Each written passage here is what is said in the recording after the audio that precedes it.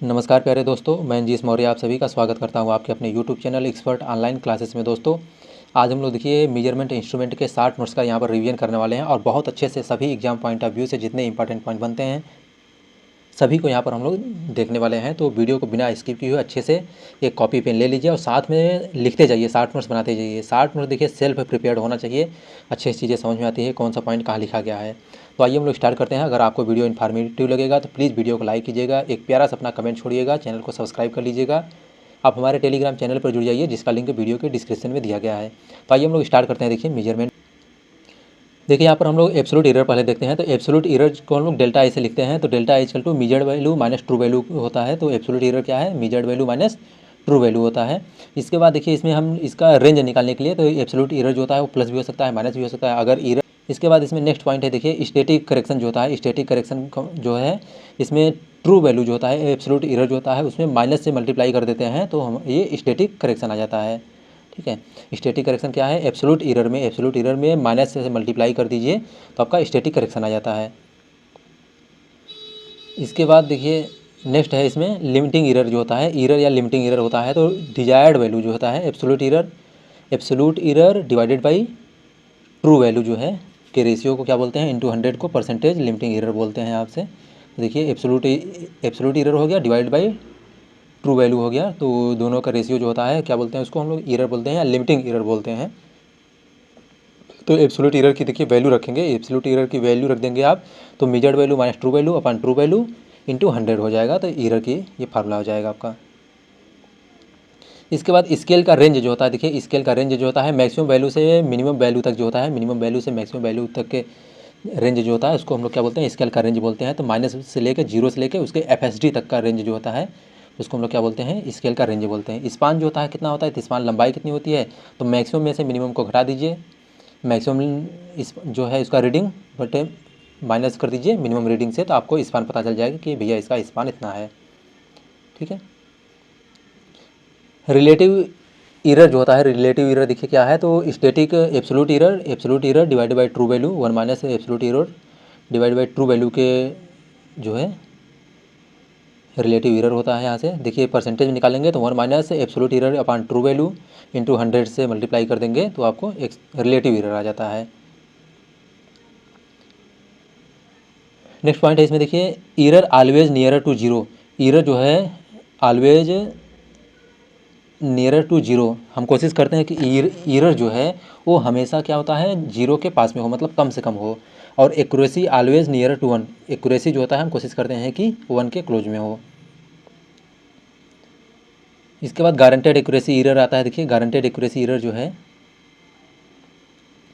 तो guaranteed accuracy error क्या है? देखिए absolute error divided by span into 100 जो होता है ये आपका guaranteed accuracy error. Guaranteed accuracy error का मतलब होता है, देखिए कंपनी जो मैन्युफैक्चरिंग कंपनी होती है ये डिफाइंड कर देती है कि इतना % आपको एरर फिक्स है। जैसे आप कोई सामान लेने जाते हैं तो उसमें लिखा रहता है प्लस माइनस 5%, मतलब 5 आप कितना भी अच्छे से कितनी भी एक्यूरेसी के साथ काम कर लीजिए उसमें 5% की एरर होना ही है। तो उसको हम लोग क्या बोलते हैं? गारंटेड एक्यूरेसी एरर बोलते हैं।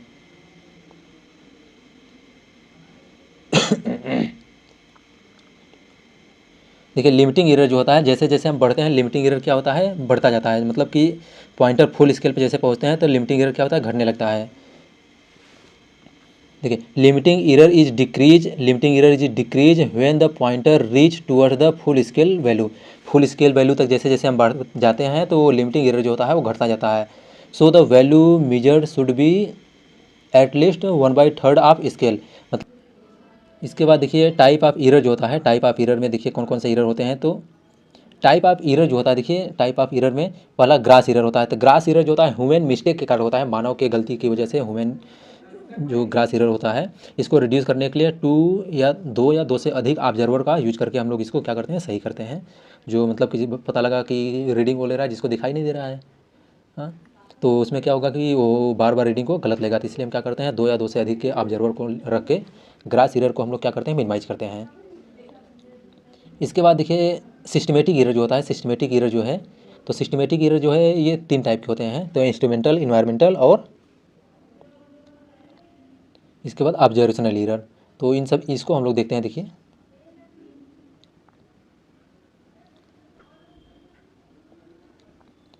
यहाँ से सिस्टमेटिक एरर हम लोग देखते हैं। देखिए सिस्टमेटिक एरर, तो सिस्टमेटिक एरर जो है देखिए 3 टाइप के होते हैं। तो पहला क्या है, कंस्ट्रक्शनल या इंस्ट्रूमेंटल एरर, इंस्ट्रूमेंट एरर। इसमें क्या है देखिए, जो कंस्ट्रक्शन के कारण या इंस्ट्रूमेंट में एरर होने की वजह से, वेब फॉर्म में, जैसे वेब फॉर्म हो गया, डिफेक्टिव पार्ट हो गए या वार्म पार्ट हो गए, इसकी वजह से जो एरर होता है तो उसको हम लोग क्या बोलते हैं, कंस्ट्रक्शनल या इंस्ट्रूमेंटल एरर बोलते हैं। तो जैसे डिफेक्टिव पार्ट मतलब कोई पार्ट ख़राब हो गया तो उसकी वजह से एरर होता है। वार्म पार्ट मतलब खराबी हो, कोई भी पार्ट ख़राब होने की वजह से जो एरर होता है उसको हम लोग क्या बोलते हैं, कंस्ट्रक्शनल या इंस्ट्रूमेंट एरर बोलते हैं। इन्वायरमेंटल एरर क्या होता है, इन्वायरमेंटल एरर क्या होता है, टेम्परेचर, ह्यूमिडिटी, मॉइस्चर, इन सभी की वजह से जो है होने वाले एरर को हम लोग क्या बोलते हैं, इन्वायरमेंटल एरर बोलते हैं। तो टेम्परेचर की वजह से, ह्यूमिडिटी की वजह से, डस्ट की वजह से, मॉइस्चर की वजह से, इन सभी की वजह से जो एरर होता है इसको हम लोग इन्वायरमेंटल एरर बोलते हैं। रिड्यूस करने के लिए कांस्टेंट टेम्परेचर और ह्यूमिडिटी वाले जगहों पर जो है हम क्या करते हैं, बाई एसी से, बाई प्रोवाइडिंग शील्डिंग प्रोवाइड करके यूज करते हैं। शील्डिंग जो होता है ये मैग्नेटिक मटेरियल का होता है, कास्ट आयरन का बना होता है। शील्डिंग प्रॉपर्टी जो होता है, शील्डिंग यूज करते हैं तो कास्ट आयरन का एक केसिंग होती है। मतलब ऐसे मान लीजिए यहाँ पर इंस्ट्रूमेंट आपका रखा है तो ऐसे केसिंग इस पर हम प्रोवाइड कर देते हैं। तो जो इंस्ट्रूमेंट मतलब कि बाहर से डिस्टार्सन आएगा वो इस पर फिर रिवर्स हो जाता है।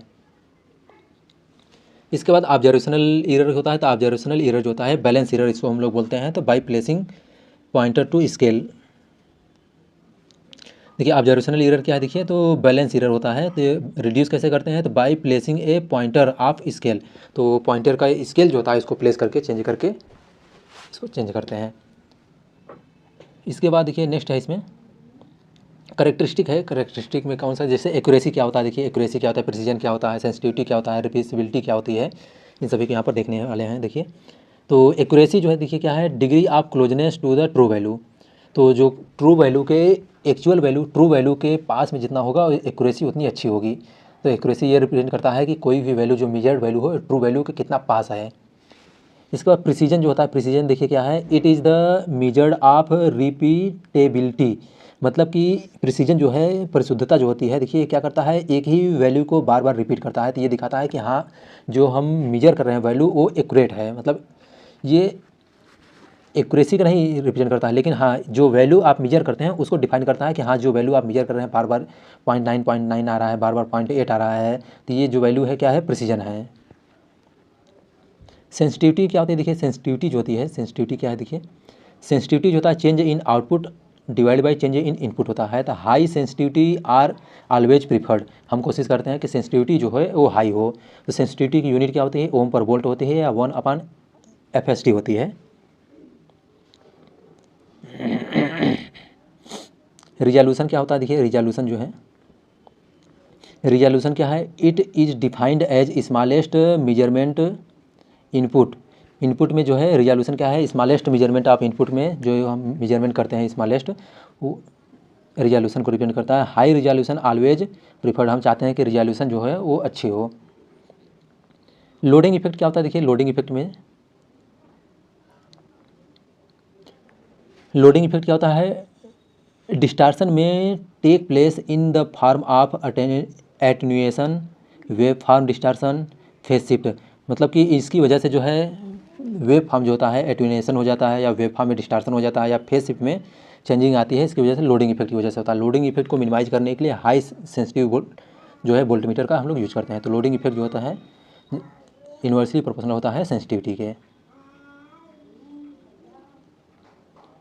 Classification of analogue instrument, analogue instrument जो है इसका क्लासिफिकेशन हम लोग देखते हैं। देखिए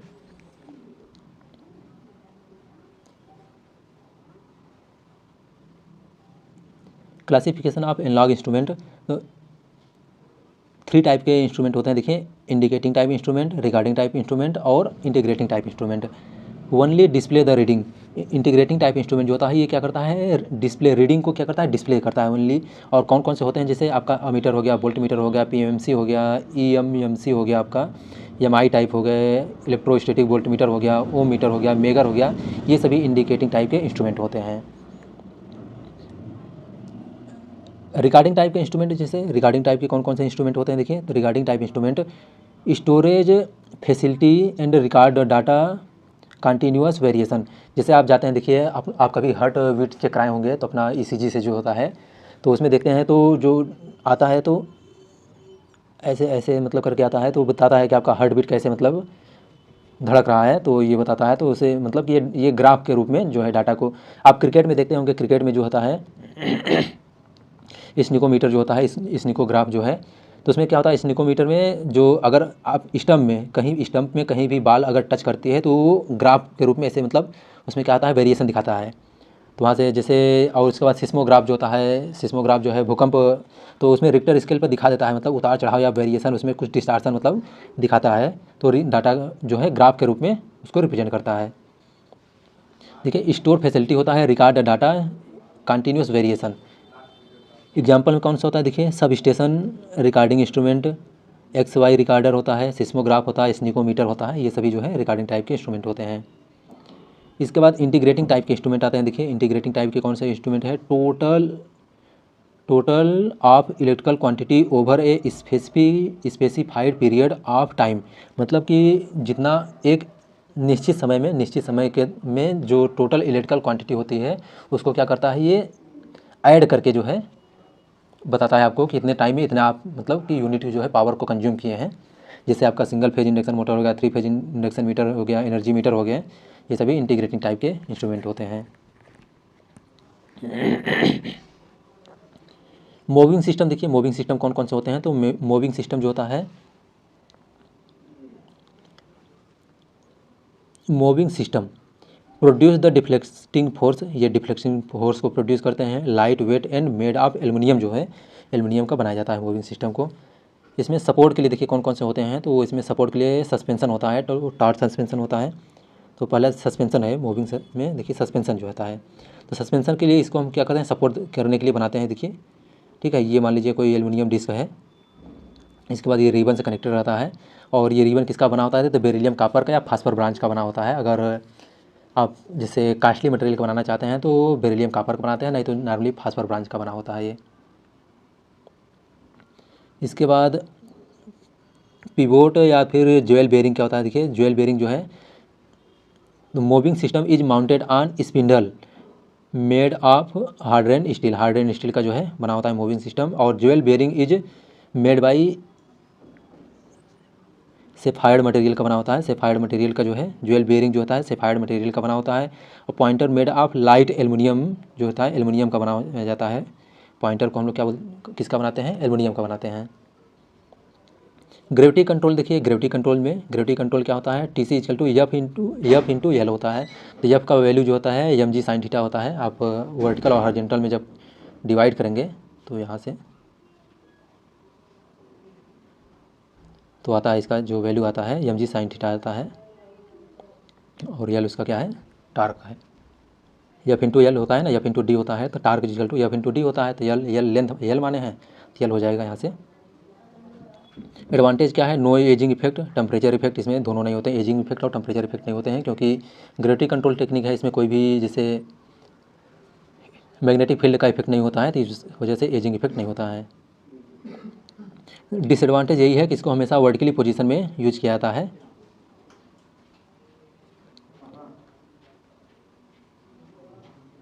इंडिकेटिंग टाइप इंस्ट्रूमेंट जो है, इंडिकेटिंग टाइप के इंस्ट्रूमेंट जो होता है 3 इसमें बेसिक कंसेप्ट होते हैं। देखिए टार्क की ज़रूरत पड़ती है, जिससे डिफ्लेक्टिंग टार्क होता है, कंट्रोलिंग टार्क होता है, डैम्पिंग टार्क होता है। इन सभी को हम लोग देखने वाले हैं। देखिए यहाँ पर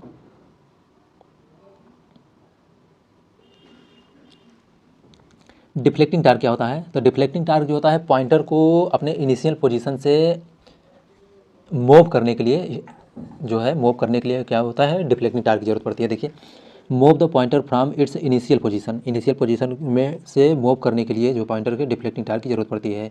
ऑलवेज एक टुवर्ड FHD, यह क्या करता है कि FHD की तरफ इसको क्या करता है पुश करता है। ऑब्टेन बाय फॉलोइंग मेथड, इसको हम लोग क्या है डिफ्लेक्टिंग टार्क किस निम्नलिखित मेथड से हम लोग प्राप्त कर सकते हैं। देखिए तो कौन कौन सा होता है, मैग्नेटिक फील्ड इफेक्ट से, use of PMC and EMMC। तो इसमें देखिए क्या है F equal to BIL sine theta से होता है। जैसे कोई मैग्नेटिक फील्ड होता है प्लेस्ड इन मैग्नेटिक, कोई कंडक्टर होता है, अगर उसको हम मैग्नेटिक फील्ड में प्लेस्ड करते हैं तो उस पर क्या होता है एक फोर्स लगता है, जिसको हम लोग कौन सा फोर्स बोलते हैं, लॉरेंज फोर्स बोलते हैं। तो यह F equal to BIL sine theta होता है। ठीक है, थर्मल इफेक्ट से होता है, तो थर्मल इफेक्ट से जो है हार्ड वायर इंस्ट्रूमेंट बना के हम लोग इसको यूज करते हैं। जैसे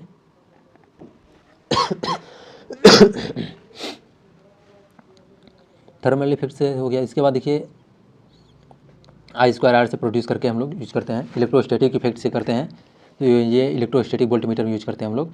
इंडक्शन इफेक्ट से करते हैं तो इंडक्शन इफेक्ट से जैसे वाट मीटर में या सिंगल फेज इंडक्शन मोटर और एनर्जी मीटर में यूज करते हैं इसका। जैसे इंडक्शन इफेक्ट से कैसे करते हैं तो इसमें देखिए क्या है कि use in induction type watt meter में, एनर्जी मीटर में वर्क ओनली AC पर वर्क करता है। हॉल इफेक्ट से भी करते हैं तो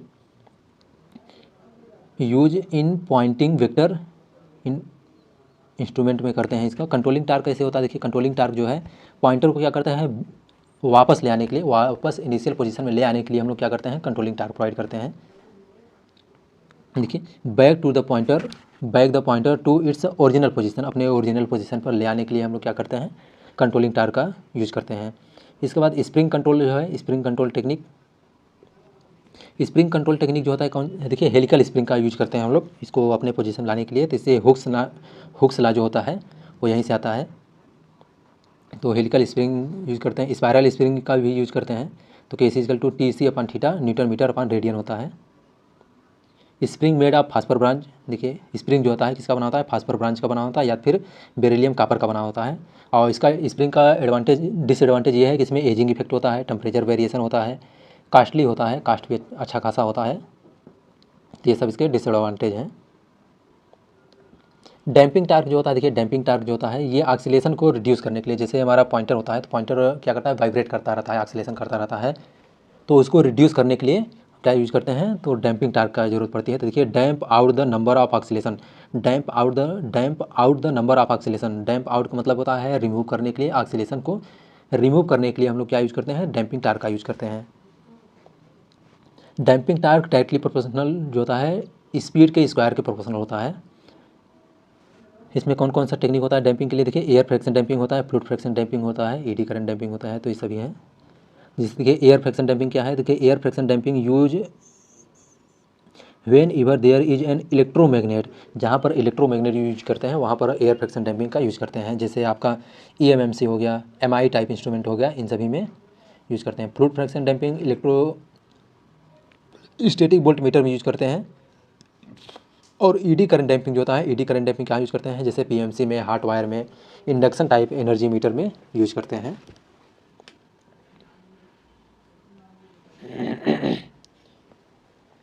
सबसे ज़्यादा कौन सा इफेक्टिव होता है तो देखिए सबसे ज़्यादा कौन इफेक्टिव होता है,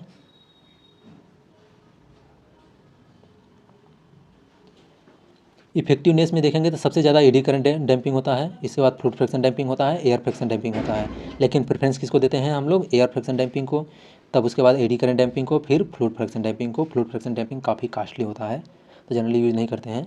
all analogue instrument have the second order instrument and practically they are under damped, सभी जो एनालॉग टाइप के इंस्ट्रूमेंट होते हैं वो सेकेंड आर्डर के इंस्ट्रूमेंट होते हैं और उन सभी को हम लोग कहाँ यूज़ करते हैं अंडर डैम कंडीशन में यूज़ करते हैं। PMMC है इंस्ट्रूमेंट, देखिए हम लोग बाद में देखेंगे क्योंकि वीडियो ज़्यादा बड़ा हो जाएगा तो फिर आप लोग भी बोर हो जाएंगे, नहीं तो छोड़िए PMMC देख ही लीजिए। आइए PMMC पढ़ते हैं हम लोग।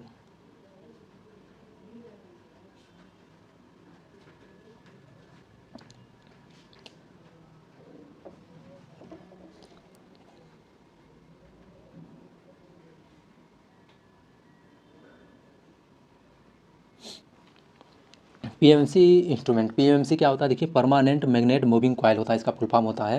और इसमें जो डिफ्लेक्टिंग टार्क आता है NBIA आता है, NBIA TC=K थीटा होता है, थीटा प्रोपोर्शनल I होता है, लीनियर स्केल होता है।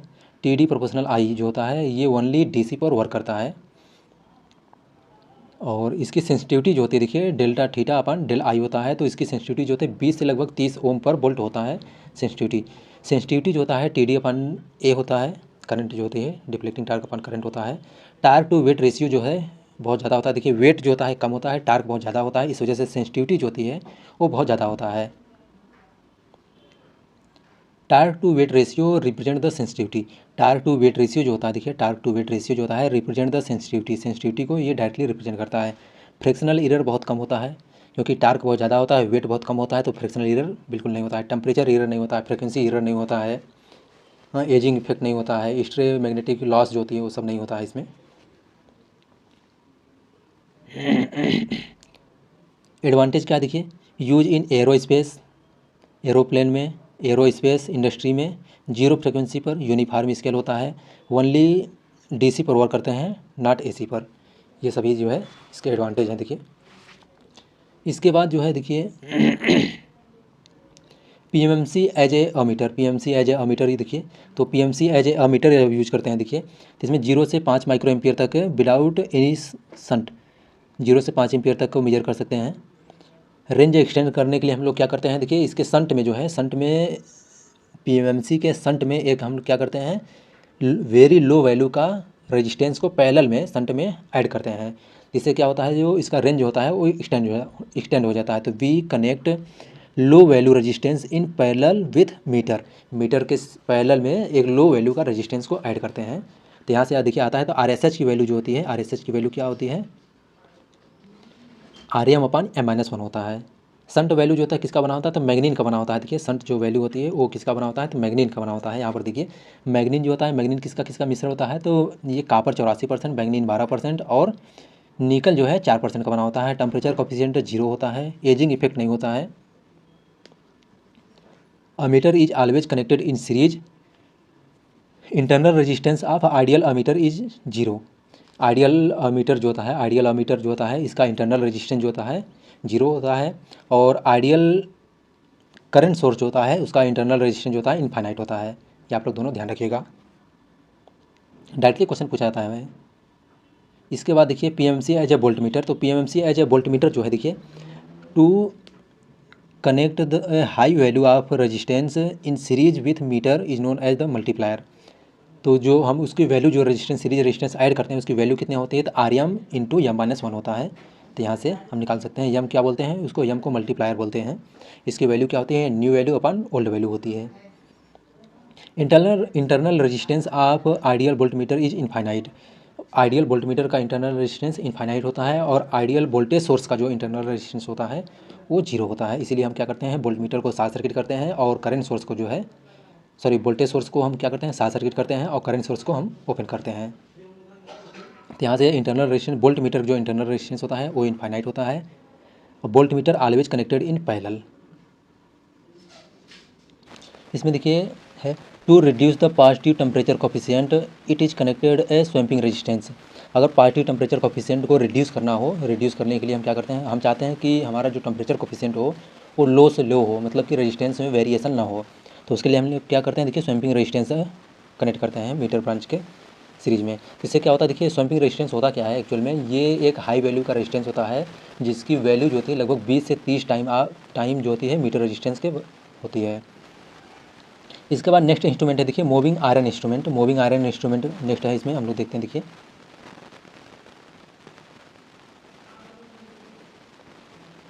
Moving iron type instrument, EMI type instrument इसको हम लोग बोलते हैं देखिए शॉर्ट में।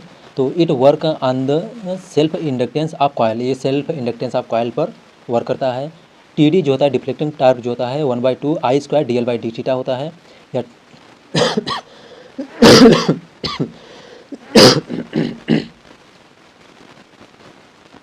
Moving iron type instrument, moving iron type instrument या MI टाइप इंस्ट्रूमेंट इसको हम लोग बोलते हैं। देखिए it work on the principle of self inductance, self inductance of coil, self inductance of coil पे वर्क करता है प्रिंसिपल पर। इसमें डिफ्लेक्टिंग टार्क जो होता है हाफ I² DL/d थीटा होता है, और थीटा जो होता है थीटा इक्वल टू होता है 1/2 kc I² DL/d थीटा होता है। TD प्रोपोर्शनल I² होता है, देखिए TD प्रोपोर्शनल I² होता है, और इट वर्क ओनली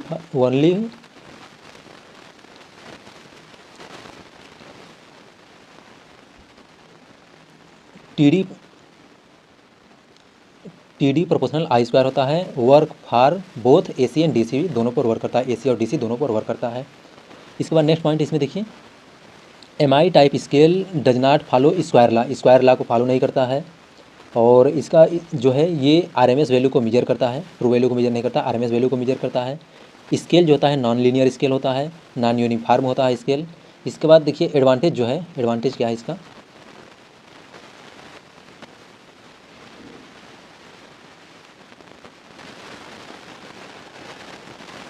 एडवांटेज क्या है देखिए इसमें, it work on both AC और DC दोनों पर वर्क करता है, लोएस्ट कास्ट होता है, रोबस्ट कंस्ट्रक्शन होता है, डिसएडवांटेज क्या है देखिए, नॉन लीनियर स्केल होता है, हाईएस्ट हिस्टैरिसीस एरर जो होता है इसमें बहुत ज़्यादा होता है, इस वजह से फ्रीक्वेंसी एरर भी होता है इसमें।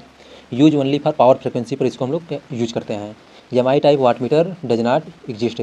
जब एम टाइप को एज ए मीटर यूज करते हैं तो उसमें फ्रीक्वेंसी एरर को मिनिमाइज करने के लिए जो होता है शंट ब्रांच का टाइम कांस्टेंट, शंट ब्रांच का ये टाइम कांस्टेंट और मीटर ब्रांच का टाइम कांस्टेंट दोनों को बराबर करते हैं हम, तो फ्रीक्वेंसी एरर जो होती है वो मिनिमाइज हो जाती है। M type as a meter तरह यूज करते हैं तब। इसके बाद देखिए M type as a volt meter जब यूज करते हैं तो M type as a volt meter use करते हैं तब फ्रीक्वेंसी एरर को मिनिमाइज करने के लिए हम क्या करते हैं, एक कैपेसिटर जो होता है प्रेशर कॉइल के पैरेलल में, प्रेशर कॉइल के जो रेजिस्टेंस लगा होता है, जैसे ये रेजिस्टेंस होता है तो इसके इस रेजिस्टेंस के पैरेलल में एक हम क्या करते हैं कैपेसिटर को कनेक्ट करते हैं। उसकी वैल्यू जो होती है देखिए 0.41 Lm/RSc² होता है ये कैपेसिटर की वैल्यू। तो आपसे डायरेक्टली पूछता है कि एम टाइप में फ्रीक्वेंसी जब वोल्टमीटर की तरह यूज करते हैं तो फ्रीक्वेंसी एरर को मिनिमाइज करने के लिए क्या करते हैं, तो एक कैपेसिटर जो होता है प्रेशर कॉइल के रेजिस्टेंस के पैरेलल में एक कैपेसिटर को हम ऐड करते हैं। उसकी वैल्यू जो होती है 0.41 Lm/RSc²। एलएम को हम लोग क्या बोल सकते हैं, LPC भी बोल सकते हैं यहाँ पर। तो प्रेशर कॉइल का इंडक्टेंस होता है ये। Electromagnet moving coil EMMC type instrument, it work on the change of mutual inductance, mutual inductance के प्रिंसिपल पे वर्क करता है ये।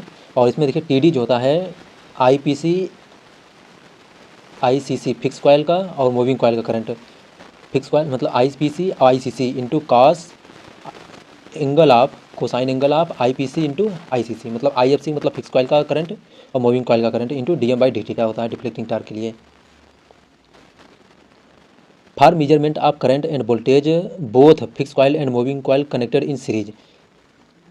AC और DC मेजर करने के लिए देखिए DC दोनों को मेजर करने के लिए TD = होता है I² DM/dθ होता है।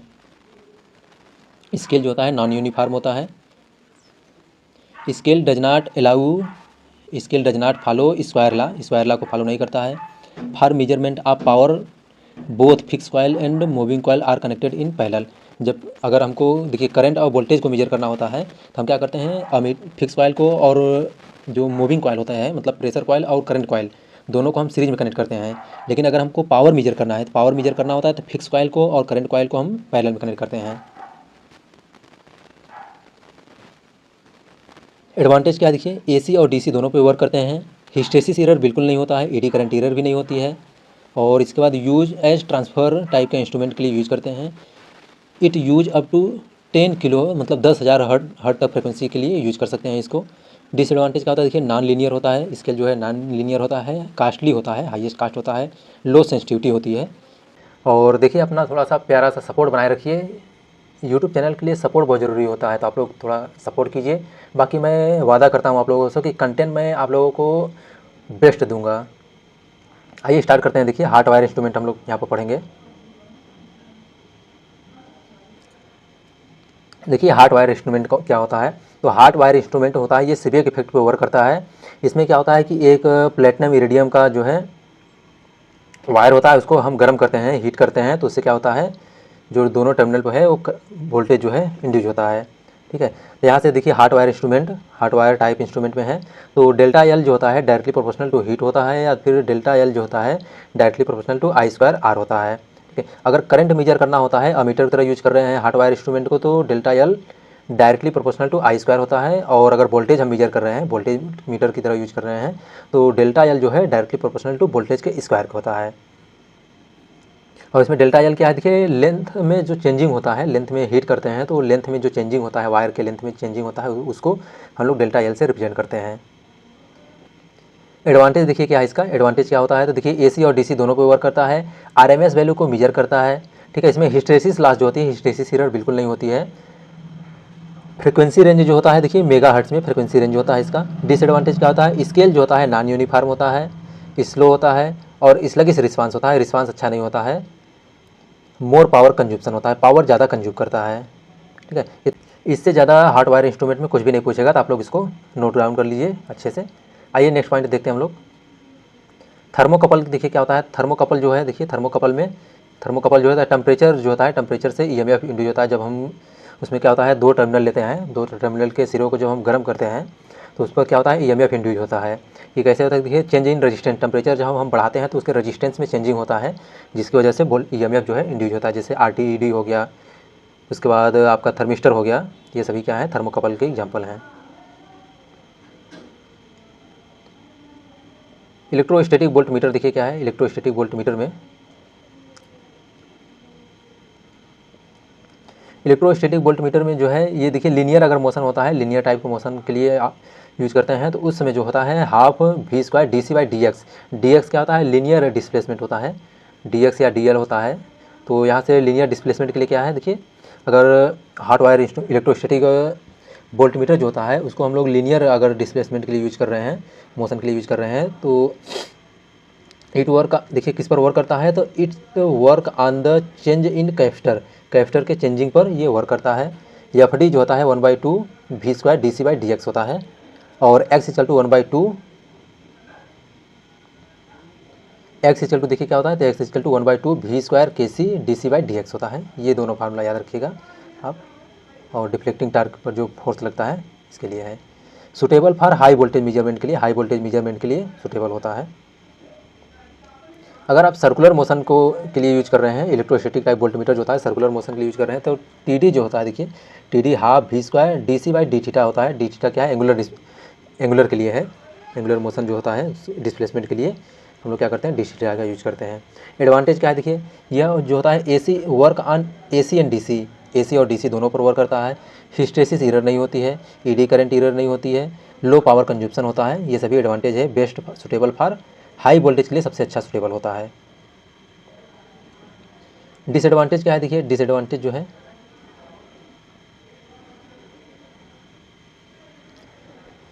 डिसएडवांटेज क्या है देखिए, नॉन यूनिफॉर्म स्केल जो होता है, नॉन यूनिफॉर्म होता है। नो इलेक्ट्रोस्टैटिक अमीटर जो होता है, इलेक्ट्रोस्टैटिक अमीटर की तरह इसको यूज हम नहीं कर सकते हैं, मतलब करंट का मेजरमेंट नहीं कर सकते हैं इससे। लार्ज इन साइज में बड़ा होता है देखिए। No suitable for low voltage को मेजर हम नहीं कर सकते हैं इससे, तो ये सभी इसके डिसएडवांटेज हैं। इसके बाद इसका रेंज एक्सटेंड करने के लिए देखिए, अगर पोटेंशियोमीटर मेथड से करते हैं तो नया जो वोल्टेज एक्सटेंड होके मिलता है आपको, VM मीटर का वोल्टेज बटे में इनिशियल लेंथ बटे में लंबाई में चेंजिंग जो होता है दोनों के रेशियो को, या तो फिर M/VM होता है। M क्या होता है, मल्टीप्लायर होता है इसको, तो क्या होता है, न्यू रेंज L आ जा रहा है आपका बटे में इनिशियल रेंज। तो यहाँ से आप जो है V एक्सटेंड निकाल सकते हैं कि, तो M/V हो जाएगा, M/VM हो जाएगा। वोल्ट मीटर की रीडिंग ये है। उसके बाद नया रीडिंग जो है ये हो जाएगा आपका यहाँ से। तो M क्या होता है, L/l होता है। यूजिंग सीरीज कैपेसिटर, अगर सीरीज कैपेसिटर का यूज करते हैं तो देखिए CSE जो होता है, CSE सीरीज कैपेसिटर की वैल्यू जो होती है, तो कैसे अगर रेंज एक्सटेंड करना है तो सीरीज कैपेसिटर का यूज करते हैं। ठीक है, सीरीज कैपेसिटर की वैल्यू कितनी होती है देखिए, तो CM/m-1 होता है, तो M की वैल्यू 1 से हमेशा ज़्यादा होती है। रेक्टिफायर टाइप इंस्ट्रूमेंट देखिए, रेक्टिफायर टाइप इंस्ट्रूमेंट जो है, रेक्टिफायर टाइप के इंस्ट्रूमेंट देखिए क्या करता है, ये कम्युनिकेशन सर्किट के लिए, लो वोल्टेज के लिए, लो पावर और हाई फ्रिक्वेंसी जो है रेजिस्टेंस को मेजर करने के लिए हम लोग इसका यूज करते हैं। सेंसिटिविटी जो होती है इसकी अच्छी होती है। यहाँ 2 टाइप का होता है, AC टाइप का हाफ वेव रेक्टिफायर होता है, और उसके बाद फुल वेव रेक्टिफायर होता है। तो आइए हम लोग पहले देखते हैं हाफ वेव रेक्टिफायर।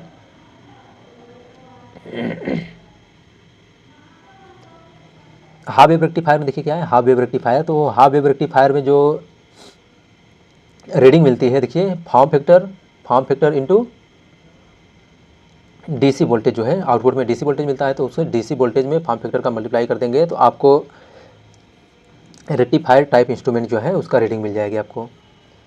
साइनोसोडियल के लिए क्या है देखिए, साइनोसोडियल का अगर आप निकाल रहे हैं, हाफ वेव का हो गया। साइनोसोडियल के लिए क्या करेंगे, अगर रेक्टिफायर टाइप इंस्ट्रूमेंट है हाफ वेव का, तो इसमें क्या करेंगे, 2 पॉइंट जो है 2 से मल्टीप्लाई कर दीजिए into DC voltage. DC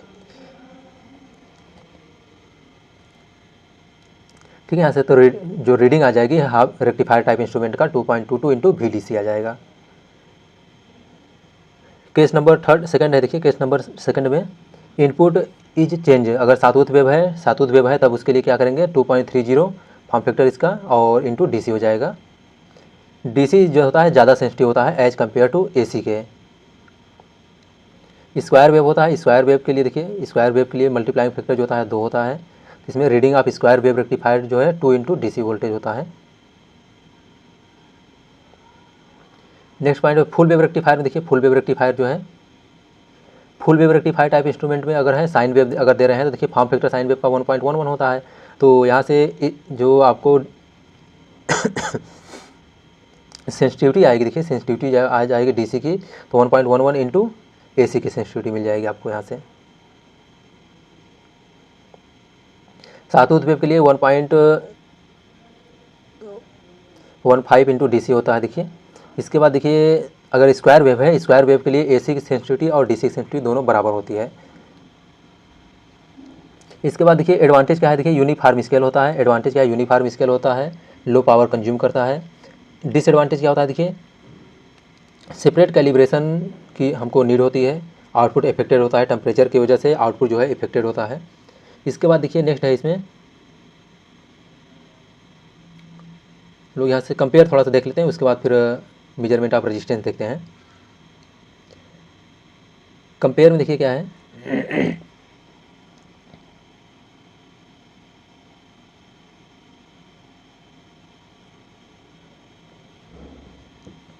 PMMC देखिए इंस्ट्रूमेंट है, वर्किंग है, स्केल है, यूज करते हैं, कौन सी डैम्पिंग यूज करते हैं, ये तीनों है, ठीक है। तो PMMC देखिए में करंट जो होता है थीटा के डायरेक्टली प्रोपोर्शनल होता है। स्केल कैसा होता है, लीनियर होता है, और यूज कहाँ करते हैं, DC पर, और ED करंट डैम्पिंग का यूज करते हैं हम लोगों। MI टाइप इंस्ट्रूमेंट जो होता है देखिए, जो डिफ्लेक्टिंग टार्क होता है करंट के स्क्वायर के प्रोपोर्शनल होता है। स्केल नॉन लीनियर होता है, AC DC दोनों पे वो यूज करते हैं। एयर फ्रैक्शन डैम्पिंग का यूज करते हैं, क्योंकि इसकी मैग्नेटिक फील्ड जो होती है, फ्लक्स डेंसिटी जो होती है वो कम होता है। EMMC जो होता है देखिए TD directly proportional to I square होता है। स्केल कैसा होता है, नॉन लीनियर, AC DC दोनों पे वर्क करते हैं, और एयर फ्रैक्शन डैम्पिंग का यूज करते हैं।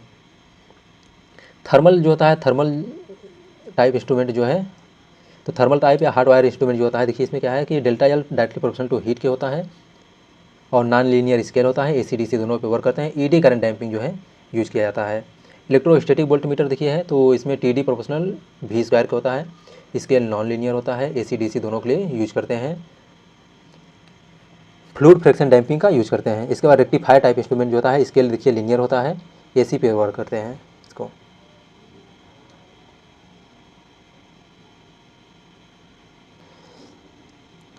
मेजरमेंट ऑफ रेजिस्टेंस देखिए, मेजरमेंट ऑफ रेजिस्टेंस में क्या है, देखिए लो रेजिस्टेंस मेजर करने के लिए, लो रेजिस्टेंस अगर आपको मेजर करना है तो उसके लिए कितने टर्मिनल की नीड होती है, क्वेश्चन आपसे पूछता है, और इसका रेंज कितना होता है, तो 1 ओम से कम जो होता है वो लो रेजिस्टेंस के लिए होता है, और इसमें 4 टर्मिनल की जरूरत होती है। तो जो लीड होता है, लीड का कंटेक्ट, लीड का रेजिस्टेंस होता है, उसको अवॉइड करने के लिए हम लोग क्या करते हैं, 4 टर्मिनल की यूज करते हैं। यहाँ पर देखिए जो है P1 और P2 जो है ये लीड यहाँ पर हम कनेक्ट कर देते हैं। इससे जो है इसके पहले के जो रेजिस्टेंस होते हैं, इसके A1 और A2 के लीड होता है, तो लीड टर्मिनल के रेजिस्टेंस को हटाने के लिए हम क्या करते हैं, 4 टर्मिनल का यूज करते हैं इसमें। और यही नॉर्मली पूछता है कि मेजरमेंट जो है लो रेजिस्टेंस कहाँ तक होता है, देखिए तो 1 ओम से कम होता है, और इसमें 4 टर्मिनल की आवश्यकता होती है मेजर करने के लिए low. Method for low resistance, method for low resistance measure करने के लिए जो है देखिए कौन कौन सा मेथड होता है, तो पोटेंशियोमीटर मेथड होता है, अमीटर वोल्टमीटर मेथड होता है, केल्विन डबल ब्रिज मेथड होता है। ये लो रेजिस्टेंस को मेजर करने के लिए मेथड होते हैं। इसके बाद measurement of high medium resistance, तो मीडियम रेजिस्टेंस मेजरमेंट करने के लिए देखिए इसके लिए देखिए जो रेंज होता है वो 1 ओम से ज़्यादा और 100 ओम से कम तक होता है, तो मीडियम रेंज का रेजिस्टेंस होता है। इसको मेजर करने के लिए 2 टर्मिनल की आवश्यकता होती है। इसमें देखिए रेंज जो होता है, रेजिस्टेंस का रेंज कितना होता है, तो रेजिस्टेंस का रेंज जो होता है 1 ओम से लेकर 100 किलो ओम तक होता है, और इसमें 2 टर्मिनल की नीड होती है। देखिए 2 टर्मिनल 1 और 2 टर्मिनल की नीड होती है। Method for medium resistance, method for measurement of medium resistance के लिए कौन कौन सा मेथड होता है देखिए, इसमें व्हीट स्टोन ब्रिज मेथड होता है, सब्स्टिट्यूशन मेथड होता है, और बोल्ट मीटर अमीटर मेथड होता है, जिसको हम लोग VA मेथड कहते हैं, और ओम मीटर मेथड होता है। ये सभी क्या है देखिए मीडियम रेजिस्टेंस को मेजर करने के मेथड होते हैं। Wheatstone bridge, substitution method, volt meter ammeter method, और ओम मीटर मेथड होता है।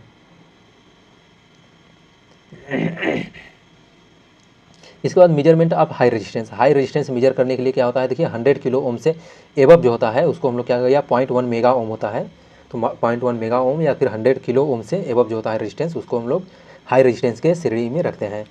इसके बाद इसको मेजर करने के लिए देखिए 3 टर्मिनल की आवश्यकता होती है, और तीसरा टर्मिनल जो होता है गार्ड टर्मिनल इसको बोलते हैं। ये जो लीकेज करंट होता है इसको अवॉइड करने के लिए यूज़ करते हैं।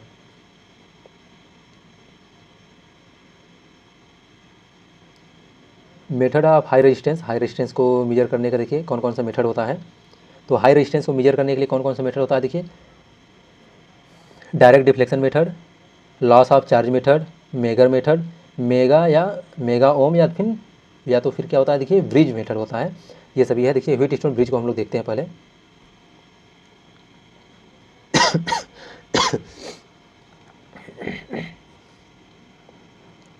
R1 R4 देखिए व्हीटस्टोन ब्रिज में बैलेंस कंडीशन होता है, तो उसमें गैल्वेनोमीटर जो करंट होती है वो 0 होता है, ठीक है। और दोनों अपोजिट साइड के जो रेजिस्टेंस होते हैं उसका मल्टीप्लाई इक्वल होता है। तो R1 R4 equal to R2 R3 होता है। इसको ये मोस्ट इंपॉर्टेंट है, इसे देखिए न्यूमेरिकल भी पूछा जाता है। यहाँ से R4 की वैल्यू आप निकालेंगे तो R2 अपन R1 इंटू R3 वेरिएबल होता है, या तो फिर R4 के R2 को वेरिएबल कर दीजिए, कोई दिक्कत नहीं, किसी को वेरिएबल कर सकते हैं, ठीक है। तो यहाँ से R1 R4 equal to R2 R3 होता है। केल्विन डबल ब्रिज जो होता है देखिए, केल्विन डबल ब्रिज में क्या होता है देखिए, आपसे एक बार देखिए यूपीपीसीएल ए का एग्जाम हो रहा था, तो उसमें ये डायरेक्टली फार्मूला ही पूछ लिया था। आप लगभग 2019 का आप पेपर उठा के देखिए, 19 या 20 का, तो उसमें जो है ये डायरेक्टली ये फार्मूला ही पूछा है कि केल्विन डबल ब्रिज का कौन सा फार्मूला सही है। तो आर इक्वल टू क्या होता है, P upon Q into S plus Q R upon में P plus Q plus R, P upon Q minus P capital P upon capital Q होता है। ये इसको आप लोग ध्यान रखिएगा। Method of using high resistance को मेजर करने के लिए देखिए क्या है, तो मेगर होता है। तो मेगर यूज कहाँ करते हैं देखिए, यूज इन हाई रेजिस्टेंस को मेजर करने के लिए हम लोग मेगर का यूज करते हैं। टेस्टिंग द इंसुलेशन रेजिस्टेंस के टेस्टिंग के लिए स्केल जो होता है देखिए, स्केल 1 मेगा ओम तक होता है। मेगा ओम में स्केल जो इसका स्केल होता है मेगा ओम में होता है। वोल्टेज जो होता है देखिए, डीसी जनरेटर का यूज़ करते हैं तो वहाँ पर 110 वोल्ट होता है, जो एक्चुअल आपको ज़्यादातर बुकों में मिलेगा 110 वोल्ट, और उसके बाद 500 वोल्ट मिलता है। तो यहाँ वोल्टेज जो है देखिए 1000 वोल्ट तक भी होता है, तो इसका रेंज आप ध्यान रखिएगा 110 वोल्ट। अगर हैंड ड्रिवन जनरेटर बोल दिया तो 110 वोल्ट लगाइएगा, और अगर कुछ भी नहीं बोलता है तो वहाँ 500 वोल्ट और 1000 वोल्ट दिया रहता है, तो 500 वोल्ट है। और मॉडर्न टाइप के जो आ रहे हैं उसमें 1000 वोल्ट तक हो रहा है, और स्पीड जो होता है 160 आरपीएम पर इसकी स्पीड को चलाते हैं। इसमें देखिए कंपैरिजन जो होता है एसी और डीसी ब्रिज का कंपेयर है, तो एसी और डीसी ब्रिज का कंपैरिजन देखिए हम लोग देख लेते हैं थोड़ा सा। डीसी ब्रिज एसी ब्रिज, ठीक है, यूज ओनली फॉर रेजिस्टेंस के लिए, केवल रेजिस्टेंस मेजरमेंट करने के लिए डीसी ब्रिज की आवश्यकता होती है, क्योंकि एसी में जो डीसी पे जो रिएक्टेंस होता है वो जीरो और इनफाइनाइट होता है। इंडक्टिव रिएक्टेंस जीरो होता है, कैपेसिटिव रिएक्टेंस इनफाइनाइट होता है। तो यहाँ से, और इसके बाद जो है एसी ब्रिज जो होता है देखिए, फ्रिक्वेंसी को, कैपेसिटेंस को, इंडक्टेंस को और क्वालिटी फैक्टर को, इन सभी को मेजर करने के लिए यूज करते हैं। डी एर्सोनल गैल्वेनोमीटर जो होता है उसका 0 हर्ट्ज फ्रिक्वेंसी पर वर्क करता है। पावर फ्रिक्वेंसी 0 से 125 हर्ट्ज होता है। वाइब्रेशनल गैल्वेनोमीटर जो होती है इसका यूज करते हैं हम लोग। डीसी सप्लाई बैटरी से देते हैं, इसमें सप्लाई जो है लो पावर ऑक्सीलेटर से या तो फिर हाई पावर जनरेटर से देते हैं हम लोग। यहाँ पर वनली मैग्नीट्यूड को हम लोग बैलेंस करते हैं, इसमें बोथ मैग्नीट्यूड एंड फेज दोनों को नीड होती है। एग्जाम्पल में देखिए कौन कौन सा होता है, व्हीटस्टोन ब्रिज होता है, केल्विन ब्रिज होते हैं, ये सभी डीसी पर वर्क करते हैं।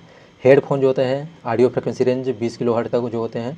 उसके बाद ट्यूनेबल एम्पलीफायर, और इसके बाद रेडियो फ्रिक्वेंसी जो एम्पलीफायर होते हैं, ये सभी यूज करते हैं इसको। ये जितने इंपॉर्टेंट एसी ब्रिज हैं सभी को यहाँ पर शार्ट में रिवीजन करने वाले हैं, तो प्लीज़ वीडियो को आप अच्छे से देखिए और कॉपी पेन ले लीजिए, साथ में नोट्स बनाते चलिए। तो आइए हम लोग स्टार्ट करते हैं। देखिए सबसे पहले देखिए क्या है, सबसे पहले मेजरमेंट ऑफ इंडक्टेंस है। तो मेजरमेंट ऑफ इंडक्टेंस, तो देखिए इंडक्टेंस मेजरमेंट करने के लिए हमारे पास टोटल 4 ब्रिज होते हैं, एंडरसन ब्रिज, मैक्सवेल ब्रिज, हे ब्रिज और ओवेन ब्रिज होते हैं, ठीक है। तो सबसे पहले हम लोग कौन सा मैक्सवेल इंडक्टेंस ब्रिज को हम लोग यहाँ पर देखते हैं। मैक्सवेल इंडक्टेंस ब्रिज जो होता है देखिए, यल जो है इंडक्टेंस को मेजर करता है, ऑडियो और पावर फ्रिक्वेंसी रेंज पर मेजर करता है। ये आप लोग इंपॉर्टेंट है, इसको ध्यान रखिएगा कि मैक्सवेल इंडक्टेंस ब्रिज जो होता है ये ऑडियो और पावर फ्रिक्वेंसी रेंज के लिए एप्लीकेबल होता है, इंडक्टेंस को मेजर करता है। और इसमें जो रिलेशन आता है देखिए, R1 R4 equal to R2 R3 होता है, और R1 की वैल्यू जो होती है R2 R3 अपान R4 होता है, और L1 की वैल्यू जो होती है R2 L3 अपान R4 होता है। नेक्स्ट इसमें देखिए एडवांटेज डिसएडवांटेज क्या है। तो एडवांटेज क्या है देखिए, इंडिपेंडेंट ऑफ फ्रिक्वेंसी पर डिपेंड नहीं करता है। कास्ट इसका लो कास्ट होता है। बिकॉज वेरिएबल कैपेसिटर नहीं होता है इसमें, ठीक है। डिसएडवांटेज क्या होता है, not suitable for measurement of quality factor of coil. Quality factor of coil जो है कॉयल का क्वालिटी फैक्टर मेजरमेंट करने के लिए सुटेबल नहीं होता है। नेक्स्ट पॉइंट है देखिए मैक्सवेल इंडक्टेंस कैपेसिटेंस ब्रिज होता है। तो मैक्सवेल इंडक्टेंस कैपेसिटेंस ब्रिज जो होता है इसके लिए डायरेक्टली आप फार्मूला याद रखिएगा कि देखिए इसमें क्या है, मीडियम क्वालिटी फैक्टर को मेजर करने के लिए इसका यूज करते हैं। और इसमें फार्मूला देखिए R1 इक्वल टू जो होता है R2 R3 अपान R4 होता है। रेजिस्टेंस के लिए R1 equal to R2 R3 upon R4 होता है, ठीक है। इसके बाद इंडक्टेंस मेजर करने के लिए जो आता है R2 R3 C4 होता है। ये दोनों फार्मूला आप इसको ध्यान रखिएगा। Quality factor Q equal to omega R4 C4 होता है। ये भी इंपॉर्टेंट है, ध्यान रखिएगा इसको तीनों। हे ब्रिज आता है, देखिए हे ब्रिज जो होता है, हे ब्रिज कहाँ यूज करते हैं, तो हे ब्रिज जो होता है देखिए हाई क्वालिटी फैक्टर जो होता है, क्वालिटी फैक्टर 10 से एबव जो होता है उसके लिए हे ब्रिज का यूज करते हैं यहाँ पर।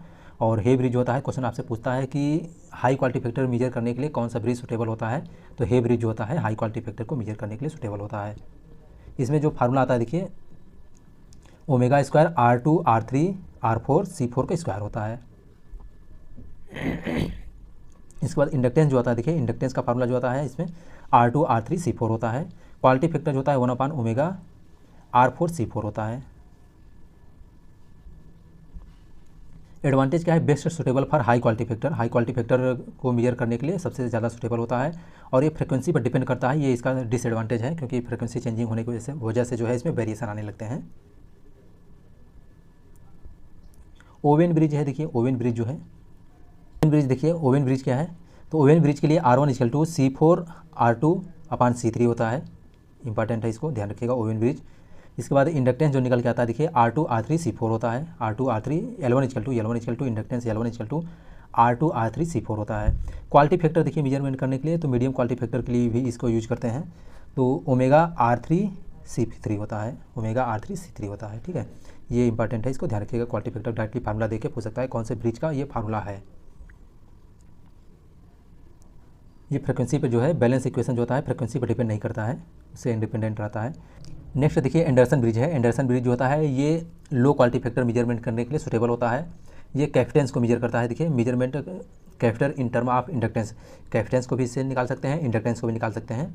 यहाँ से R1 की जो वैल्यू आती है देखिए R1 की वैल्यू जो निकल के आती है C इंटू R2 अपान में R4 R in bracket of R2 plus R4 plus R3 R4 होता है। ये इंपॉर्टेंट है, इसको ध्यान रखिएगा आप लोग फार्मूला को। और R1 की जो वैल्यू निकल के आती है देखिए R1 की वैल्यू जो निकल के आती है कितना आता है देखिए R1 R2 R3 अपान R4 होता है। और इसमें देखिए अगर हम R जो होता है ये स्मॉल r जो है इसको अगर हम लोग 0 कर दें तो इस जो है मीडियम क्वालिटी फैक्टर को भी हम लोग इससे मेजर कर सकते हैं एंडरसन। लेकिन बेस्ट सुटेबल किसके लिए होता है, लो क्वालिटी फैक्टर के लिए। इसके बाद नेक्स्ट है देखिए नेक्स्ट पॉइंट है इसमें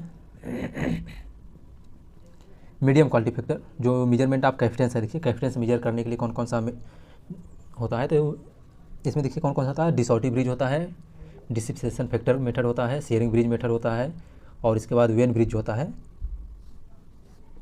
यहाँ पर हम लोग देखिए सबसे पहले डिसॉर्टिव ब्रिज देखते हैं। तो डिसॉर्टिव ब्रिज जो होता है देखिए वो स्टैंडर्ड क्वेश्चन आपसे जनरली पूछ सकता है देखिए कि डिसॉर्टिव ब्रिज होता है, डिसॉर्टिव ब्रिज किसके लिए यूज करते हैं, तो टू स्टैंडर्ड कैपेसिटर जो होते हैं, टू स्टैंडर्ड कैपेसिटर के कैलिब्रेशन के लिए या तो फिर कंपेयर करने के लिए हम लोग डिसॉर्टिव ब्रिज का यूज करते हैं। इसके बाद शेयरिंग ब्रिज होता है, देखिए शेयरिंग ब्रिज का यूज करते हैं। इसका फार्मूला देख लीजिए डिसॉर्टिव ब्रिज का, तो C1 इक्वल टू क्या हो जाता है R4 C3 अपान R2 होता है। शेयरिंग ब्रिज देखिए शेयरिंग ब्रिज में हम लोग देखते हैं, तो शेयरिंग ब्रिज देखिए कहाँ यूज करते हैं, तो शेयरिंग ब्रिज होता है देखिए कैपेसिटर को, डाइलेक्ट्रिक लॉस को, रिलेटिव परमिएबिलिटी को, फ्रीक्वेंसी को, लॉस ऑफ चार्ज को, इन सभी को मेजर करता है। तो आप लोग इसको ध्यान रखिए कि शेयरिंग ब्रिज होता है किसको किसको मेजर करता है, तो कैपेसिटर को, डाइलेक्ट्रिक लॉस को, म्यू आर जिसको हम लोग रिलेटिव परमिएबिलिटी बोलते हैं, और फ्रीक्वेंसी को और लॉस ऑफ चार्ज को मेजर करता है। इससे कैपेसिटेंस जो निकल के आता है देखिए कैपेसिटेंस निकल के आता है R4 C2 R4 यहाँ पर C2 होना चाहिए, सॉरी R4 C2 अपान में R2 होता है। और R की वैल्यू जो होती है देखिए R की वैल्यू जो होती है R3 जी स्मॉल R1 जो ऐड करते हैं एक्स्ट्रा रेजिस्टेंस उसके लिए है, तो C4 अपान C3 इंटू R2 होता है।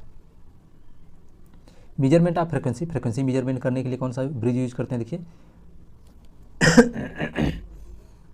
वेन ब्रिज होता है। देखिए वेन ब्रिज होता है फ्रिक्वेंसी को मेजर करने के लिए यूज करते हैं। This bridge is more sensitive to harmonics, harmonics के रिस्पेक्ट में ये ब्रिज होता है बहुत सेंसिटिव होता है। To operate balance condition filter is connected, इसमें फिल्टर सर्किट का यूज करके हम लोग क्या करते हैं, हार्मोनिक्स को रिड्यूस करने के लिए हम लोग फिल्टर सर्किट का यूज करके इसको यूज करते हैं।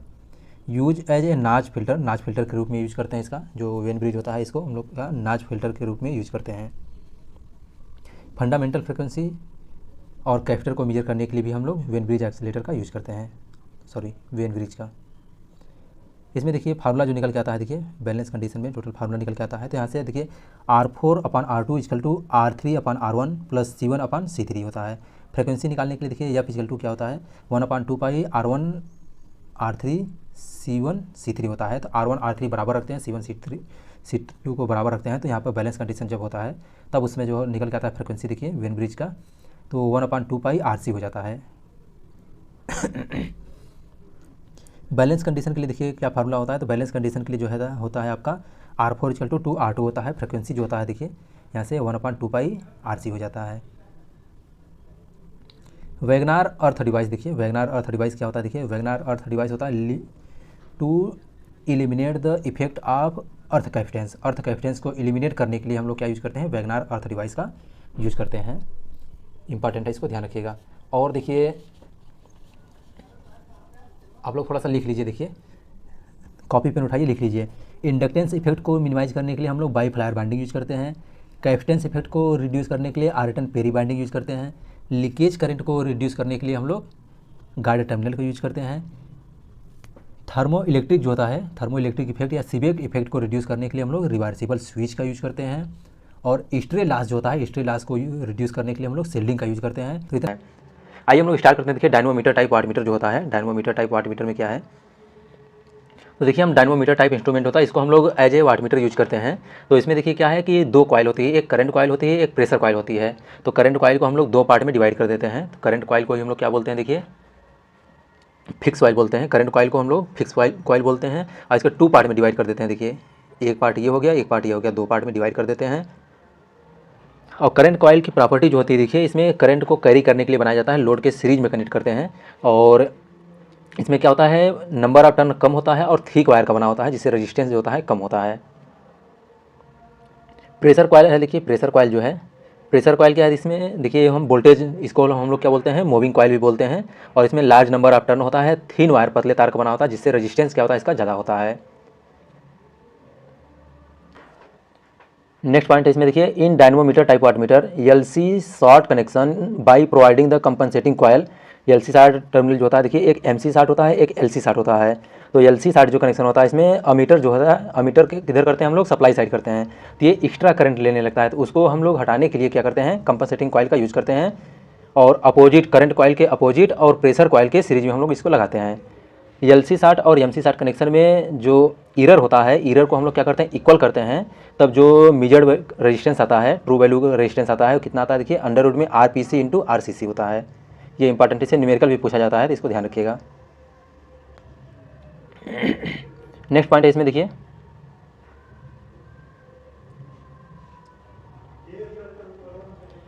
एसी पावर मेजरमेंट के लिए, सिंगल फेज पावर मेजरमेंट करने के लिए क्या करते हैं, देखिए average power VPC IPC into cos phi होता है। और डायनोमीटर टाइप वाटमीटर का अगर हम लोग यूज करते हैं, तो डायनोमीटर टाइप वाटमीटर में क्या होता है, TD equal to deflecting torque जो होता है, IPC ICC cos angle of IPC into ICC होता है, डीएम बाई डी थीटा होता है। ये डिफ्लेक्टिंग टार्क का क्वेश्चन आपसे डायरेक्टली पूछ सकता है कि deflecting torque dynamometer type wattmeter में डिफ्लेक्टिंग टार्क कितना होता है। तो IPC ICC cos angle IPC and ICC into DM by D theta होता है। देखिए करेक्शन फैक्टर, देखिए लैगिंग पावर, अगर लोड लैगिंग है तो उसके लिए करेक्शन फैक्टर होता है ट्रू पावर अपन मेजर पावर होता है। इसके लिए करेक्शन फैक्टर जो होता है 1 से कम आता है। इसके बाद अगर लोड लीडिंग होता है, तो लोड लीडिंग के लिए करेक्शन फैक्टर 1 से ज़्यादा होता है। और करेक्शन फैक्टर की जो वैल्यू होती है, देखिए पी मेजर्ड पावर अपन में ट्रू पावर होता है। तो ये भी इंपॉर्टेंट है, इसको भी ध्यान रखिएगा आप लोग। वाटमीटर देखिए बनाने के लिए इसमें क्या करते हैं, हम एयर फ्रिक्शन डैम्पिंग यूज़ करते हैं। इलेक्ट्रो डायनोमीटर टाइप में एयर फ्रिक्शन डैम्पिंग यूज़ करते हैं। इसका स्केल जो होता है, देखिए वो कैसा होता है, लीनियर होता है। तो ऐसे इससे जो है करंट और वोल्टेज को मेजर करते हैं। पावर को मेजरमेंट करने के लिए हमको वाटमीटर की डिज़ाइन करनी पड़ती है। इसकी मैग्नेटिक फील्ड जो होती है वो बहुत कम होता है, वेरी लो, मतलब 0.5 से लेके 0.06 वेबर पर मीटर स्क्वायर तक होती है। और सबसे एडवांटेज ये होता है कि इसमें hysteresis loss, eddy current loss, ये सब कुछ भी नहीं होता है, क्योंकि एयर कोर स्ट्रक्चर का हम लोग यूज करते हैं। नेक्स्ट पॉइंट है इसमें देखिए, जो प्रेशर कॉइल होता है, देखिए प्रेशर कॉइल हाईली रेजिस्टिव होता है। Dynamometer pressure coil highly resistive होता है, तो उसमें कुछ रेजिस्टेंस जो इंडक्टेंस जो है आ जाता है। तो प्रेशर कॉइल के इंडक्टेंस को रिमूव करने के लिए हम लोग क्या करते हैं, देखिए error due to pressure coil inductance can be eliminated by connecting एक capacitor in parallel with RCC. तो प्रेशर कॉइल के पैरेलल में एक हम कैपेसिटर को कनेक्ट करते हैं, जिसकी वैल्यू कितनी होती है, तो 0.41 LPC अपन RPC के स्क्वायर होता है। ये इंपॉर्टेंट है, इसको ध्यान रखिएगा। ब्लांडेड थ्योरम, देखिए हम लोग ब्लांडेड थ्योरम को देखते हैं यहाँ पर। ब्लांडेड थ्योरम क्या है, देखिए इसमें अगर इसमें ये बताया गया है कि अगर n फेज है और वायर जो है n+1 है, मतलब जैसे n फेज 3 फेज 4 वायर है, या तो फिर 2 फेज 3 वायर है, तब इसके लिए जो है बैलेंस कंडीशन में 1 वाटमीटर से हम लोग क्या करते हैं, पूरे पावर को मेजर कर लेते हैं। लेकिन अगर अनबैलेंस कंडीशन है तो उसके लिए n वाटमीटर की जरूरत पड़ती है। जैसे 3 फेज 4 वायर है तो उसमें अनबैलेंस कंडीशन में 3 वाटमीटर की जरूरत पड़ेगी। लेकिन अगर यही बैलेंस कंडीशन है तो उसके लिए केवल 1 वाटमीटर से लगा के हम तीनों फेज की पावर को मेजर कर लेते हैं। इसके बाद देखिए नेक्स्ट पॉइंट है इसमें, n फेज n वायर है, जैसे 3 फेज 3 वायर है, 2 फेज 2 वायर है, तब इस तरह के लिए बैलेंस कंडीशन के लिए देखिए n-1 वाटमीटर की जरूरत पड़ती है। अनबैलेंस के लिए भी n-1 वाटमीटर की जरूरत पड़ती है। अगर न्यूट्रल प्रेजेंट रहेगा किसमें, n फेज में है, अगर n फेज n वायर है, न्यूट्रल प्रेजेंट नहीं है, तब उसके लिए बैलेंस और अनबैलेंस दोनों कंडीशन के लिए n-1 वाटमीटर की जरूरत पड़ती है। पावर मेजरमेंट के लिए देखिए 2 wattmeter method for active power measurement. Active power measurement करने के लिए W1 इक्वल टू देखिए VL/IL cos 30-5 होता है, और W2 जो होता है VL/IL cos 30+5 होता है। यहाँ से हम लोग इसको निकालते हैं, देखिए वैल्यू जो निकाल के ले आते हैं, तो tan phi equal to Q/P reactive power upon active power होता है, तो √3 W1 - W2 अपान W1 + W2 होता है। तो इससे रीडिंग निकालने के लिए, वाटमीटर की रीडिंग निकालने के लिए ये इंपॉर्टेंट है।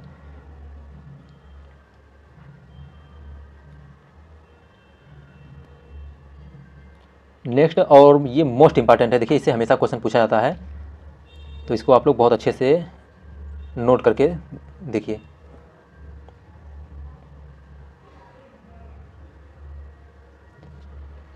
देखिए फेज एंगल अगर 0 डिग्री है, phase angle phi cos phi, W1 wattmeter की रीडिंग, पहले वाटमीटर की रीडिंग, दूसरे वाटमीटर की रीडिंग, और उसके बाद कंडीशन क्या आती है दोनों में, ये हम लोग यहाँ पर देखने वाले हैं। देखिए तो इसमें अगर आपका फेज एंगल जो है वो 0 डिग्री है तो पावर फैक्टर क्या होगा, यूनिटी होगा, और दोनों रीडिंग जो है एक दूसरे के बराबर और इक्वल होगी। फेज एंगल 0 है, पावर फैक्टर यूनिटी है, तो दोनों रीडिंग क्या होगी, बराबर होगी और इक्वल होते हैं। उसके बाद देखिए फेज एंगल अगर 30 डिग्री है, फेज एंगल 30 डिग्री है, तो पावर फैक्टर जो होता है 0.866 लैगिंग होता है, और एक रीडिंग जो है दूसरे रीडिंग का कितना होता है, दोगुना होता है। देखिए यहाँ पर दोनों पॉजिटिव होते हैं, एक रीडिंग दूसरे रीडिंग का दोगुना होता है और दोनों पॉजिटिव होते हैं। इसके बाद देखिए अगर फेज एंगल 45 डिग्री है तो पावर फैक्टर जो होता है 0.707 लैगिंग होता है, और इसमें एक रीडिंग पॉजिटिव होती है और दूसरी रीडिंग भी पॉजिटिव होती है, लेकिन दोनों इक्वल नहीं होते हैं। ठीक है, तो पावर फैक्टर अगर फेज एंगल 45 डिग्री है, पावर फैक्टर जो है 0.707 है, इसमें क्या होता है, दोनों रीडिंग अलग अलग आते हैं और दोनों पॉजिटिव होते हैं। इसके बाद देखिए अगर फेज एंगल आपका 60 डिग्री है तो पावर फैक्टर जो होता है 0.5 लैग होता है, और एक रीडिंग 0 होती है, दूसरी रीडिंग कुछ वैल्यू मिलती है। तो क्वेश्चन आपसे यही पूछता है कि देखिए जैसे अगर आपका पावर फैक्टर जो है 0.5 है तो रीडिंग वाटमीटर की रीडिंग क्या होगी, तो एक रीडिंग 0 होगी, दूसरी रीडिंग कुछ वैल्यू पॉजिटिव वैल्यू देगी। इसके बाद देखिए पावर फैक्टर 75 डिग्री है, अगर फेज एंगल 75 है और पावर फैक्टर जो है 0.258 है लैगिंग, तब उस समय जो है एक रीडिंग पॉजिटिव आएगी, दूसरी रीडिंग नेगेटिव आएगी। ये इंपॉर्टेंट है, इसको ध्यान रखिएगा। इसके बाद अगर देखिए फेज एंगल 90 डिग्री है तो पावर फैक्टर जो होता है 0 लैगिंग होता है, पावर फैक्टर 0 लैगिंग होता है। इसमें क्या होता है, एक रीडिंग जो है पॉजिटिव और दूसरी रीडिंग नेगेटिव होती है, लेकिन दोनों रीडिंग इक्वल रहेंगे, इक्वल और अपोजिट होते हैं। तो 0 लैगिंग पावर फैक्टर पर दोनों रीडिंग बराबर और इक्वल होते हैं। यहाँ से देख लीजिए, देखिए दोनों रीडिंग क्या है, पावर फैक्टर 0 लैगिंग के लिए पावर फैक्टर जो है देखिए 90 डिग्री पर, और पावर फैक्टर कितना है 0 लैगिंग, इसके लिए दोनों रीडिंग बराबर और एक दूसरे के अपोजिट होते हैं। इसके बाद देखिए इसमें नेक्स्ट पॉइंट है, जैसे जैसे आप जानते हैं कि जैसे जैसे अगर पावर फैक्टर जो है वो अगर घटता जाता है तो रीडिंग क्या होता है, निगेटिव आने लगता है। देखिए when power factor is low than 1 watt meter gives negative reading, मतलब पावर फैक्टर अगर आपका लो होगा तो 1 वाट मीटर की रीडिंग नेगेटिव आएगी, 1 वाट मीटर की रीडिंग पॉजिटिव आएगी। वाट मीटर से इतना क्वेश्चन आपसे पूछा जाएगा, इससे ज़्यादा क्वेश्चन जो है नहीं पूछा जाएगा। इसके बाद देखिए एनर्जी मीटर। एनर्जी मीटर जो होता है, एनर्जी मीटर देखिए मेन रूप से क्या है, ये जो है एसी पर केवल वर्क करता है। एनर्जी मीटर जो होता है एसी पर वर्क करता है। इसमें इंटीग्रेटिंग टाइप का इंस्ट्रूमेंट होता है और T D proportional V I cos phi होता है। टी डी प्रोपोर्शनल क्या होता है, T D proportional V I cos alpha sine delta जो है डेल्टा माइनस फाई होता है। यहाँ से इंडक्शन टाइप एनर्जी मीटर जो है देखिए एसी पर वर्क करता है। 1 यूनिट बराबर 1 किलो वाट आवर होता है और 1 किलो वाट आवर को हम लोग क्या लिखते हैं, 3.6 इंटू 10⁻6 लिखते हैं और 1 किलो वाट आवर को भी हम लोग 860 किलो कैलोरी भी लिखते हैं। इसके बाद देखिए जो ड्राइविंग टार्क होता है, ड्राइविंग टार्क होता है speed of disc directly proportional to power consume by load होता है। ठीक है, इसके बाद ब्रेकिंग टार्क जो होता है, देखिए ब्रेकिंग टार्क जो होता है वो इलेक्ट्रोमैग्नेटिक टार्क और लोड टार्क के डिफरेंस के बराबर होता है। अगर ड्राइविंग टार्क ज़्यादा है ब्रेकिंग टार्क से तो जो टार्क आएगा आपका एक्चुअल टार्क आएगा वो पॉजिटिव होगा और स्पीड जो है वो ज़्यादा होगी डिस्क की। इसके बाद ब्रेकिंग टार्क अगर ज़्यादा है ड्राइविंग टार्क से तो एक्चुअल टार्क जो आएगी आपका वो निगेटिव आएगी और स्पीड जो है कम रहेगी। अगर ब्रेकिंग टार्क ड्राइविंग टार्क के बराबर है तो उस समय एक्चुअल टार्क जो होता है वो 0 होगा, स्पीड जो है वो कांस्टेंट रहेगी।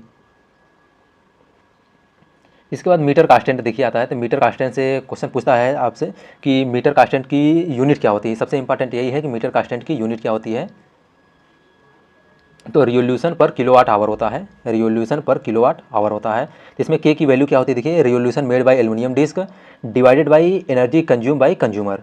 ये इंपॉर्टेंट है, इसको आप लोग मोस्ट इंपॉर्टेंट है, इसको आप लोग अच्छे से ध्यान रखिए कि मीटर कांस्टेंट जो होता है revolution made by aluminium disc, aluminium disc जो है उससे कितना रिवोल्यूशन कर रहा है, डिवाइडेड बाय क्या होता है energy consume by consumer, consumer जो है कितना एनर्जी को कंज्यूम कर रहा है, ये होता है यूनिट क्या होती है इसकी, रिवोल्यूशन पर किलोवाट आवर होता है। इससे देखिए जो टी निकल के आता है, टी जो होता है वो डायरेक्टली प्रोपोर्शनल किसके होता है, वी आई कास फाई की एक्चुअल पावर को मेजर करता है। एल्युमिनियम डिस्क जो होता है वो देखिए प्योरली रेजिस्टिव होता है, एल्युमिनियम डिस्क प्योरली रेजिस्टिव होता है और प्रेशर कॉइल जो होता है प्रेशर कॉइल प्योरली इंडक्टिव होता है। इसके बाद देखिए एन जो होता है स्पीड जो होता है इन्वर्सली प्रोपोर्शनल 1/d होता है, स्पीड इन्वर्सली प्रोपोर्शनल 1/d होता है। और यहाँ से देखिए एक न्यूमेरिकल पूछा जाता है आपसे, तो यहाँ से न्यूमेरिकल क्या हो जाएगा, N1 स्पीड पहले का स्पीड बटे में दूसरा स्पीड एल्युमिनियम डिस्क का दूसरे के लिए और d2/d1, ये जो है इसको आप लोग ध्यान रखिएगा कि ठीक है। नेक्स्ट पॉइंट इसमें देखिए है कंपनसेटिंग कॉइल क्या होता है। देखिए कंपनसेटिंग कॉइल जो है, compensating coil to compensate the static frictional effect, frictional effect जो होता है फ्रिक्शन को रिमूव करने के लिए, कंपनसेट करने के लिए हम लोग कंपनसेटिंग कॉइल का यूज करते हैं। Compensating coil is placed inside the energy meter in series with shunt coil. Shunt coil के जो होता है, शंट कॉइल के हम लोग क्या करते हैं सीरीज में रखते हैं। क्रीपिंग एरर क्या होता है, देखिए क्रीपिंग एरर जो है,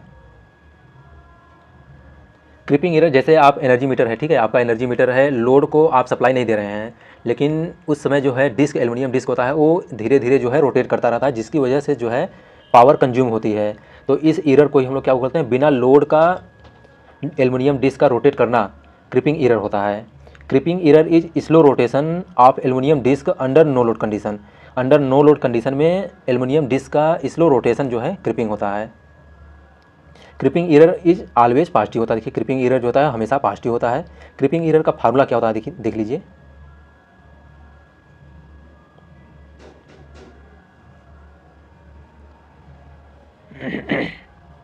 तो क्रीपिंग एरर देखिए क्या होता है, creeping error equal to revolution per hour made by aluminium disc with creeping minus revolution per hour made by aluminium disc due to actual power consume by load divided by revolution per hour made by aluminium disc due to actual power consume by load. तो ये creeping error का formula होता है।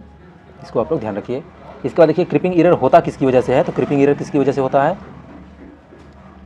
Creeping error over static compensating tyre की वजह से, extra voltage on pressure coil पर extra voltage देने की वजह से, ओवर कंपनसेटिंग टायर की वजह से, वाइब्रेशन ऑफ एल्युमिनियम डिस्क में वाइब्रेशन की वजह से होता है, या तो फिर change in resistance of aluminium disc, इतनी वजह से होता है। क्रिपिंग एरर को मिनिमाइज करने के लिए देखिए क्या करते हैं हम, तो क्रिपिंग एरर को मिनिमाइज करने के लिए जो है